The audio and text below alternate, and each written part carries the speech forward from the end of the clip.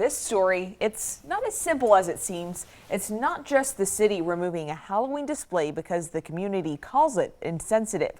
One woman is calling it a targeted attack from the city. KapKV's Riley Fitzgerald says the issue has been going on for much longer than people think. This is the Karen Halloween display put up this weekend in front of the Prosser City Hall, meant to be entered into the historic downtown Prosser decorating contest. The city took all of the Karen effects off of the scarecrow before they took it down completely. It says in the media release that the display was, quote, inconsistent with the spirit of the competition. The display was removed from City Hall and withdrawn from the contest. But according to Marcela Sanchez, it goes deeper than just an insensitive scarecrow. I think without understanding the context, people think it's just an off-color joke. But I think it's important for people to understand that the scarecrow came as part of a larger and longer series of harassment coming from City Hall.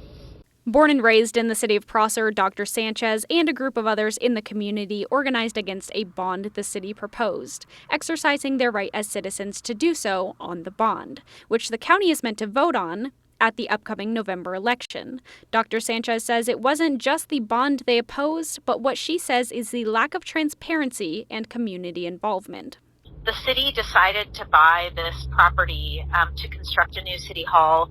And they did all of this in executive session out of the public eye, and then they bought the property outright without consulting with the voters as to whether or not they wanted a new city hall to be built in the first place, let alone at that location. Dr. Sanchez says this scarecrow is meant to represent her and the organization she's working with, as they've been targeted by a group in the community for opposing it.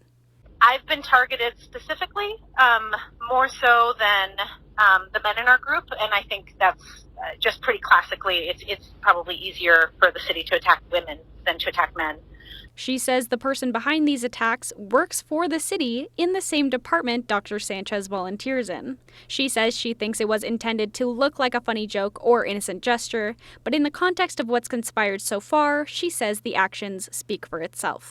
You know, we've got we have screenshots of dozens of posts of these two individuals calling me specifically and some others Marxist Karens and kind of perseverating on the whole Karen issue.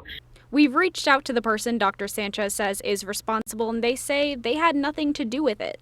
Dr. Sanchez says the situation has simply escalated to the point she's looking to pursue legal action. The harassment is no longer just online, it's physical, and it's on city property. She says it's a long-standing issue, and it's something the Prosser City Hall has been made aware of. In Prosser, Riley Fitzgerald, KapKV Local News.